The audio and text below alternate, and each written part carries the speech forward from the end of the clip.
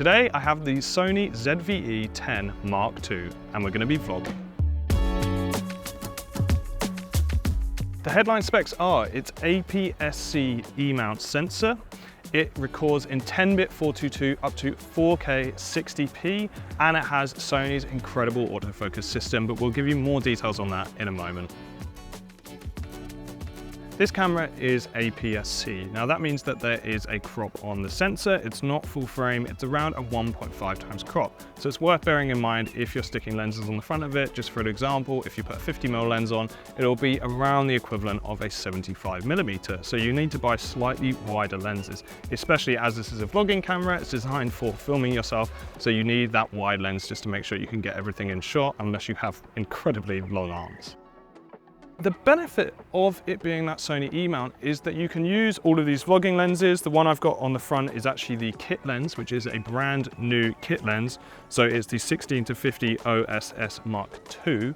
You can use lenses like this, which are relatively cheap and actually very much vlogging designed.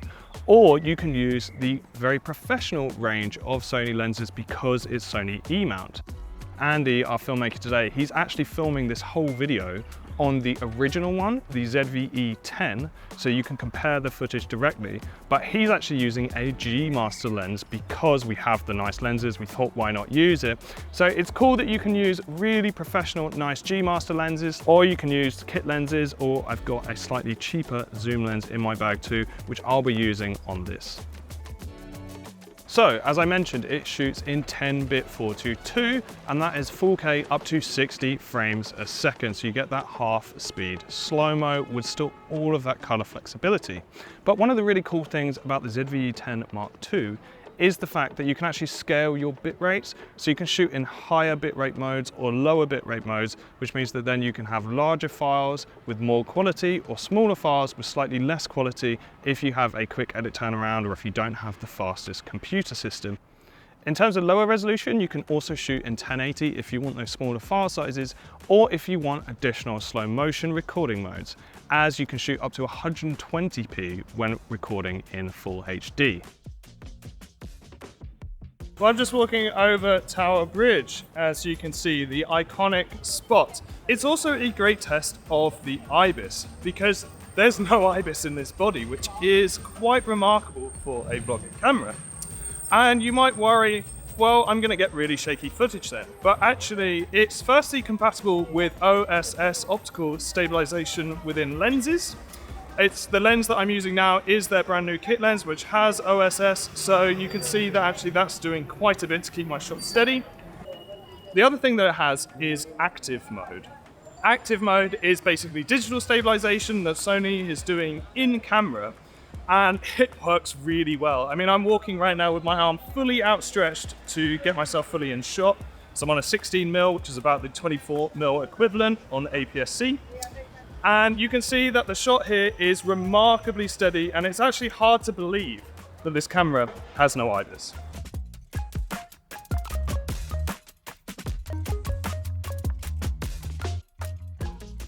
Also, don't forget, subscribe and like the video. One thing that's so noticeable is the weight of this system. It's 377 grams, and that's with a battery and SD card included. Makes it perfect for vlogging or just chucking in the bag.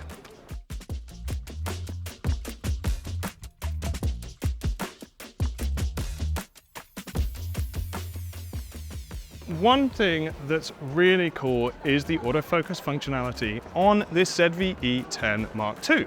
Now, when you're taking stills, it has 759 autofocus points, and when you're on video, which I'm doing now, it's detecting my eye, that has 495 focus points. You've got human detection, you've got animal detection, and you've got bird detection. So whatever you're filming, there's an autofocus mode for it.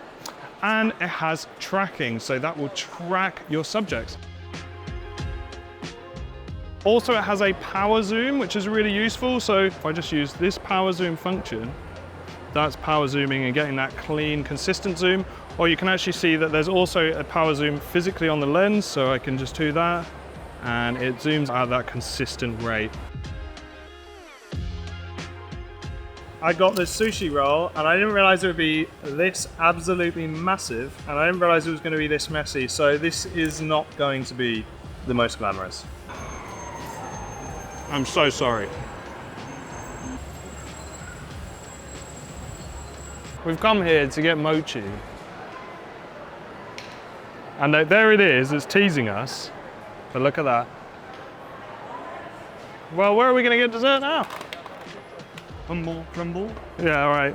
Let's go be humbled by the crumble.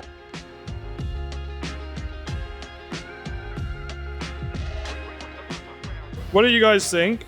Tell us. Cold custard, hot custard. He's got elderflower, I've got apple. Na, na, na, na, na, na, na. Why are you doing it for a second time, George? Oh, why am I doing it for a second time? Definitely not. Oh, I missed it. Definitely not because I forgot to roll up, because I'm a professional filmmaker and I don't make that kind of mistake anymore. That's the old George that did that. The new George hits record every time. Much like his dessert, he crumbled.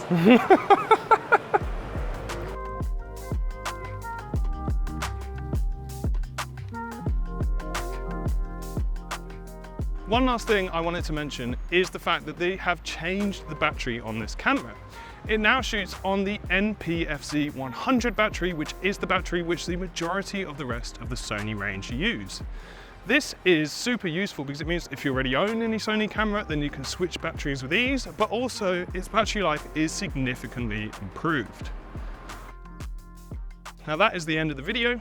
If you have any comments or any feedback on the camera or any questions about any of its functions, then make sure to pop a comment down below and we'll get back to you as soon as we can. Otherwise, have a great day and I'll see you in the next video.